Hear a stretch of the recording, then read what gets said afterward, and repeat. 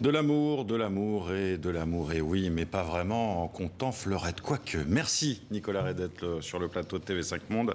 Vous publiez votre nouveau roman, La marge d'erreur, au diable Vauvert. Un roman qui pourrait être tragique, pénible, hein. Un homme condamné, foudroyé par un cancer qui doit l'emporter dans les 3 mois.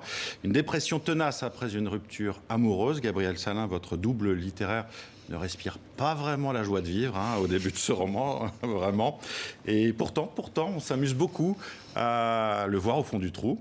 Et aussi à le voir remonter doucement la pente. Vous allez bien, vous, Nicolas Ray ? Ouais, ça va très bien, mais c'est intéressant et pas mal, les gens déprimants. Moi, les gens qui vont bien, avec des projets plein la tête, une Renault Espace et des patins dans leur baraque de cinglés, ça m'a toujours un peu fatigué, épuisé d'avance.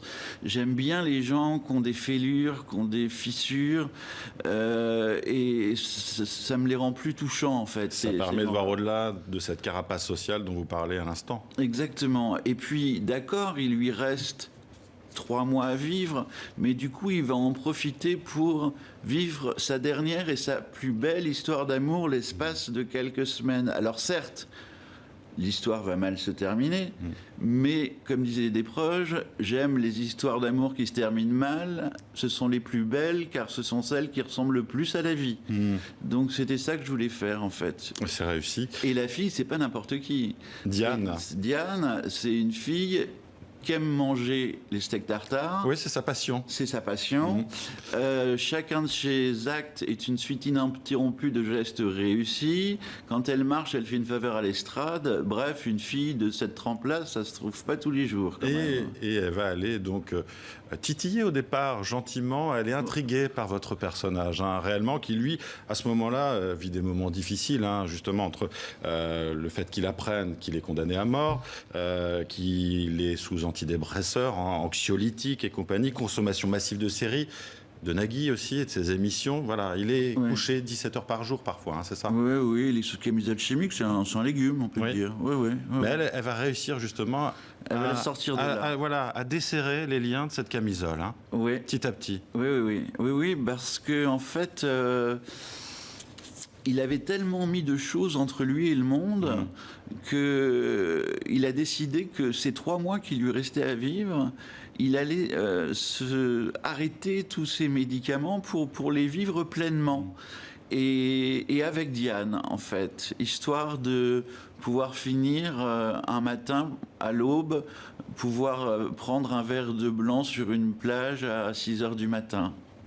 Alors, c'est un roman que je qualifierais aussi de manuel de survie, d'une certaine manière aussi, où l'espoir éteint ne l'est jamais vraiment. C'est l'amour, hein, je le disais, qui sauve aussi votre personnage d'une certaine manière.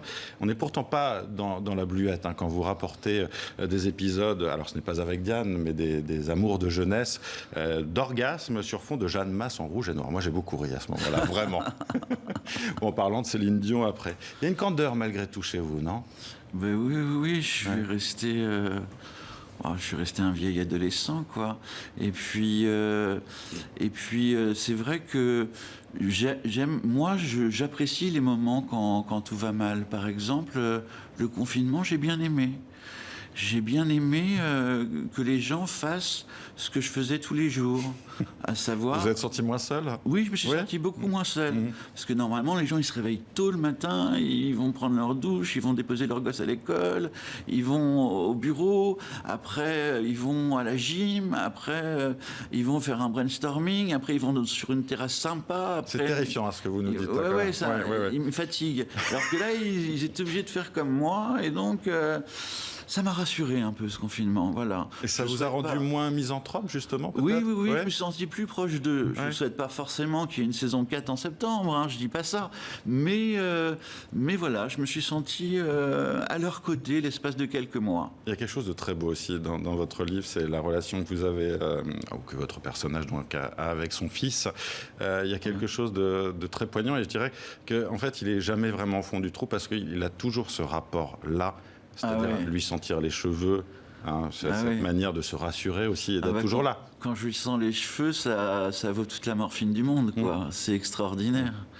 Ben, je l'ai encore fait hier soir, parce que hier soir, c'était notre soirée ciné-club. Que vous relatez. Hein. Oui, Ouais. oui. Bah oui, Avec une que... appréhension parfois sur certains films, comme Le Cercle des Poètes Disparus. Oui, parce que j'arrête pas de lui montrer des films qui se terminent mal. Alors il me dit, j'en ai marre, tu me montres que des films qui se terminent mal. Alors je lui dis, bah, les films qui se terminent mal sont les plus beaux parce que ce sont ceux qui ressemblent le plus à la vie. Mais on se fait ça tous les mercredis soirs. Puis comme il lui reste que 3 mois à vivre, il veut lui transmettre ses derniers films. Donc il y a Un monde sans pitié d'Éric Rochon, 89, avec Hippo et Girardot. Hippo d'ailleurs. Hein. Hippo, moi j'ai pensé à ça. Loser magnifique. Bah, évidemment. On commence avec en voix off Hippo qui dit qu'est-ce qu'on a par l'amour, qu'est-ce qu'ils nous ont laissé, des lendemains qui chantent, le grand marché européen, on n'a que dalle, on n'a plus qu'à être amoureux comme des cons et ça c'est pire que tout. Il y a Amadeus de Milan Forman, Bal des perruques, symphonie de rire, en cascade qui se moque de tout, et puis Salieri au début du film avec le jeune moine. Salieri qui dit vous connaissez ça? Non, ça non, bah ça c'était pourtant un de mes opéras et ça non. Puis à la fin il dit ça vous connaissez? Tintin. Il m'a dit oui je connais, c'est merveilleux, c'est de vous? Non, c'est de Mozart, Wolfgang Amadeus. Mozart. Bon, Nicolas Ray, on attend... Je m'arrête, excusez-moi. Non, on attend que vous montiez justement ce ciné-club pour tous, peut-être. Bah oui. Peut-être par Zoom, justement. Pourquoi pas. En tout cas, merci d'avoir été avec nous pour nous présenter votre nouveau livre, La marge des erreurs, donc publié au Diable Vauvert. Merci d'avoir été avec nous. Merci.